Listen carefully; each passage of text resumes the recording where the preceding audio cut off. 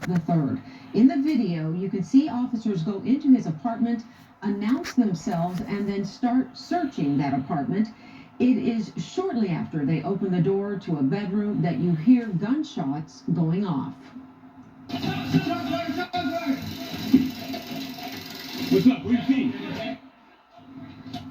The officers then move into the room where Goodloe was and start to call for medics while arresting him. Police say they were called to an apartment for a domestic disturbance, that is, in Carroll Streets. Police chief says officers tried to contact Goodloe for 45 minutes before entering that residence, but Goodloe's family says he was asleep in his bed and unarmed when police entered without notice. Seeing the video of their loved one shot by police, but additionally, the video that they were allowed to watch apparently was heavily edited, and now they are demanding to see all of it. The police-involved shooting of Isaac Goodloe III happened at his apartment in Carroll Street February 3rd. Police were called for a domestic incident. They say the situation intensified and 2 officers discharged their weapons. Goodloe was killed. Even though they did not see everything on video, the family says it is clear the officers' actions were reckless. I want justice. I want justice for my son. He didn't deserve to die like this. This family wants to make sure that what happened to Isaac doesn't happen to anyone else. Yet another unarmed black man shot and killed by the police. By the officers who entered the apartment that morning. Knowing that these past few weeks have been an extremely difficult time for Mr. Goodloe's family, his friends, and the entire Carroll Street community, we share these videos as part of our commitment to transparency and our intention to give the public a fuller understanding of the events that unfolded that morning. At approximately 4:15 a.m. on February 3rd, Carroll Street police officers were dispatched to 260 East St. Charles Road for a report of domestic violence. Upon arrival, our officers met with the alleged domestic violence victim outside of the apartment building. She reported that shortly before calling 911, she and her boyfriend, Mr. Isaac Goodloe, got into a physical altercation during the course of an argument. In order to call for assistance, the victim reported that she had to run barefoot from the apartment that she claimed to officers is shared between her and Mr. Goodloe. The alleged victim had injuries that she claimed were the result of the physical altercation that just took place between she and Mr. Goodloe. Paramedics responded to treat her injury, and she was released to remain at the scene. The alleged victim informed officers that she was unable to regain entry to her apartment because she had left without her keys, phone, dog, and other basic belongings. She provided her consent for the officers to enter the apartment, but the door was now locked. For approximately 45 minutes, officers attempted to make contact with Mr. Goodloe by knocking on the apartment's front door and exterior window. There was no response. Also during this time frame, officers unsuccessfully attempted to contact Mr. Goodloe by calling his cell phone. Rather than force entry into the residence, arrangements were made for a representative from the complex to respond to the location with a key to the apartment. Once apartment keys were obtained, which was approximately 50 minutes after the first officers arrived on scene, 6 officers made entry into the 1-bedroom apartment while announcing their presence.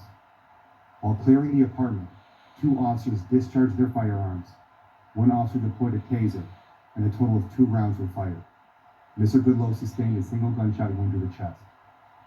Officers called for paramedics within 12 seconds from the time the first firearm was discharged. Officers assessed the situation and began preparations to render aid.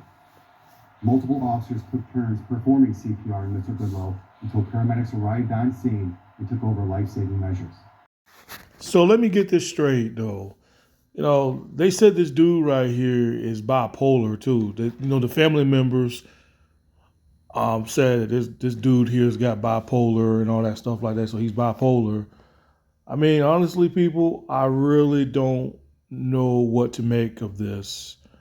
I've seen the other video footage where they charged dead and shot him, but I don't want to show that part because y'all know how YouTube is. You know what I'm saying? YouTube would basically try to strike me if I try to show something like that, but it's okay for everybody else to upload it on their channel. But if I put it on my channel, it's a problem. I mean, talk about discrimination if you ask me. But back to this situation right here, I really don't know what to make of this, people. Um, him and his girlfriend got into an altercation though, so apparently this nigga right here is a woman beater.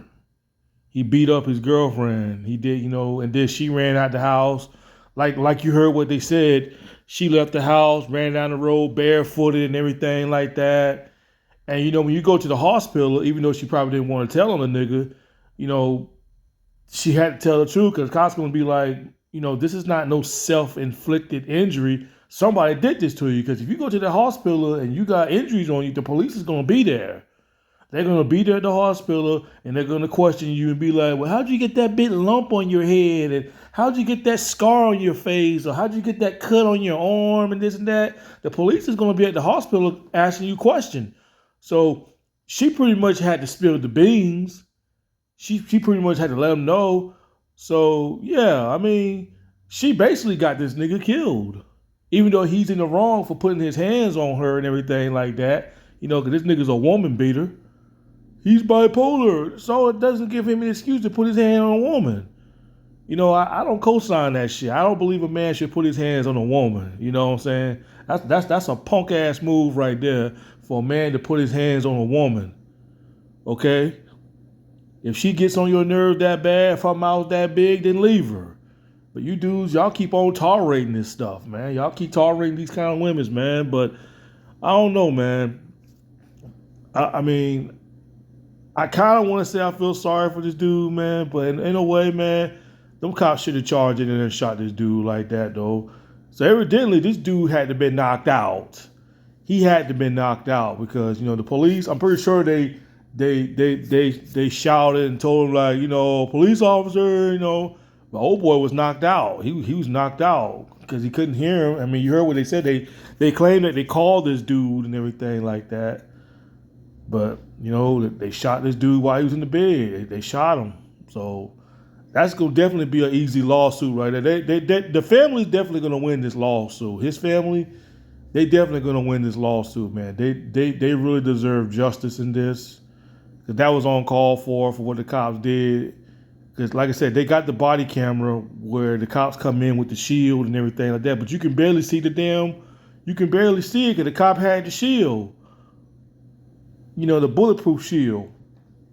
So y'all can watch that if y'all want to. I mean, go search it up on YouTube or whatever. But yeah, I know the girlfriend, I know she's getting heat. She's definitely got to be getting heat because I know the victim's family is probably talking shit to her saying that, yeah, you got my baby killed. You got my baby killed and this and that. I know the mother.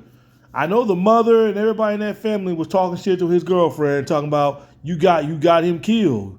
You ran to the police. You ran out the house. And she's gonna play the victim. Say, he abused me. He abused me and did this and that though. But you see nobody else ain't say anything about the girlfriend though. So you best believe the girlfriend is getting a lot of heat for this. She's getting a lot of heat for this. Cause they definitely putting it on her as well too. Not only the police, but the blood's definitely on her hand because she got the nigga killed. You know what I'm saying? That's what I say about don't never date a woman. Don't never date a woman that's gonna go run and tell the police on you. Because them the kind of women that will get your ass killed by the damn cops. All it takes for a man to do is put his hands on a woman and put a knot on her head. You just gave her a reason to go to the cops now. Now she's hoping that the cops was gonna gun you down now. Trust me, man. Our girlfriends, women knows the police brutality and everything like that. Because some women, they're afraid to do it themselves. So what they do, they rely on the police. They rely on the police. And that's okay. I'm going to get the police on you. They come over here, nigga, they going to take you to jail. And I hope they gun you down and all this stuff like that. Some women hope that. Some women hope that on their own boyfriend. They hope that stuff. So, had he not been violent with his girlfriend, he'd still been alive today. But you know what they say? See, God works in mysterious ways. God don't like ugly. Ain't no telling how long this dude been abusing his girlfriend. Ain't no telling how long he's been doing that. Ain't no telling how long he's been hitting that woman. And you know what God said? God said enough is enough. And you know what? See how he went out? Cops went in there, gunned him down. Even though he really didn't deserve it. He didn't really deserve to go out like that. But working mysterious ways now, man. You know, it is what it is. But hell, if that was somebody in my family that got killed, you damn right I'd be cussing out my brother's girlfriend. I'd been like, yeah, you got my brother killed. Yeah, but your brother was abusing and I don't give a damn what he did. Had you not ran to the police, nothing like that, I said, you been putting up with his BS.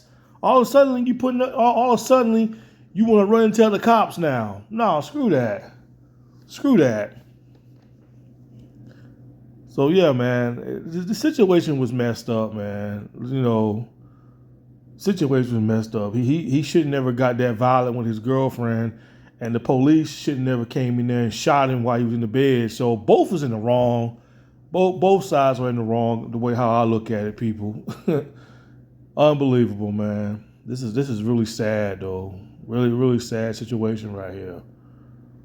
But the girlfriend, you got him killed, all right. You definitely got him killed. But what was I supposed to do? He was beating me up and this and that. What was I supposed to do? Yeah, you ran out the house and went to the police and told on this nigga. Now you got your boyfriend killed now. How you gonna live with that now? How you gonna live with that? Got him killed now. Even though he was in the wrong putting his hands on you, but you got your own man killed. Even though he was in the wrong for putting his hands on you, you literally got him killed. So again, his blood is just as much as on your hands as it is on the cops' hands. Just as much. Anyway, y'all, peace.